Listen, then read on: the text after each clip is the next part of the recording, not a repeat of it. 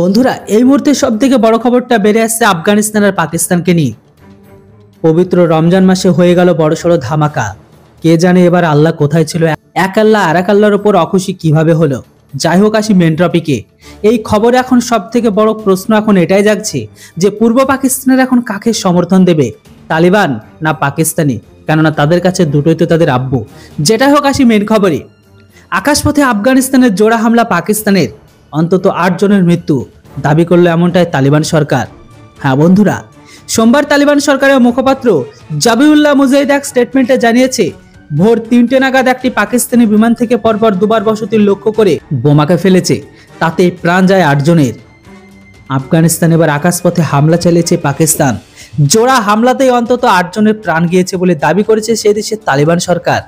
তালিবানের তরফে এই হামলার নিন্দা তো করা হয়েছে, তবে পাকিস্তান এখনো পর্যন্ত এই হামলার দায় স্বীকার না করলেও সাম্প্রতিক সময়ে নবনির্বাচিত প্রাক প্রেসিডেন্ট আসিফ আলী জারদারি প্রত্যাঘাতের হুঁশিয়ারি দিয়েছিল। সোমবার তালিবান সরকারের মুখপাত্র জাবিউল্লাহ মুজাহিদ এক স্টেটমেন্টে জানিয়েছে, ভোর 3টে নাগাদ একটি পাকিস্তানি বিমান থেকে পরপর দুবার বসতির লক্ষ্য করে বোমা ছোড়া হয়, তাতে প্রায় 8 জনের মৃত্যু হয়। নিহতদের প্রত্যেকে শিশু ও মহিলা বলে দাবি করেছে সেই স্টেটমেন্টে।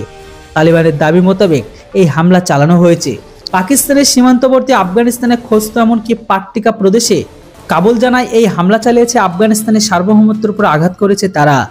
2021 সালে তালিবান পুনরায় আফগানিস্তানের ক্ষমতা দখল করার পর পাকিস্তানের সঙ্গে তাদের সীমান্ত নিয়ে সংঘাত সংঘর্ষ শুরু হয়। ইসলামাবাদের দাবি করে আফগানিস্তানের মাটি থেকে সশস্ত্র গোষ্ঠীগুলি বারবার পাকিস্তানের সীমান্তবর্তী অঞ্চলগুলিতে হামলা চালাচ্ছে।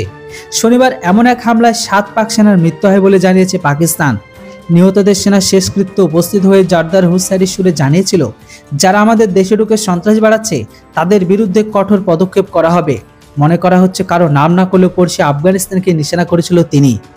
দীর্ঘদিন ধরে পাকিস্তান আফগান সীমান্ত বিস্তীর্ণ অংশ সশস্ত্র গোষ্ঠী তেহরিকি তালিবান পাকিস্তান, যেটির নাম হচ্ছে টিটিপি, এর মুক্ত অঞ্চল। টিটিপির সঙ্গে আফগান তালিবানের একটি অংশের সুসম্পর্ক রয়েছে। বারবার পাক সেনা টিটিপির সংঘর্ষের খবর প্রকাশে এসেছে। এর আগেও পাক সেনা টিটিপির সঙ্গে শান্তি আলোচনার চেষ্টা করলেও তা ভেস্তে চায়। তো বন্ধুরা, পাকিস্তান যেভাবে ভারতের ভেতরে আতঙ্কবাদী পাঠায়, তাহলে তো এবার ভারতেরও উচিত প্রকাশ্যে গিয়ে পাকিস্তানের ঘরের ভেতরে এয়ার স্ট্রাইক করা। তো বন্ধুরা, এখন বড় প্রশ্ন এটাই, পুত্রগণগুলো এবার কাকে সাপোর্ট করবে, তালিবান না পাকিস্তান? অবশ্যই কমেন্ট বক্সে লিখে জানান। Thanks for watching. জয় হিন্দ, বন্দে মাতরম।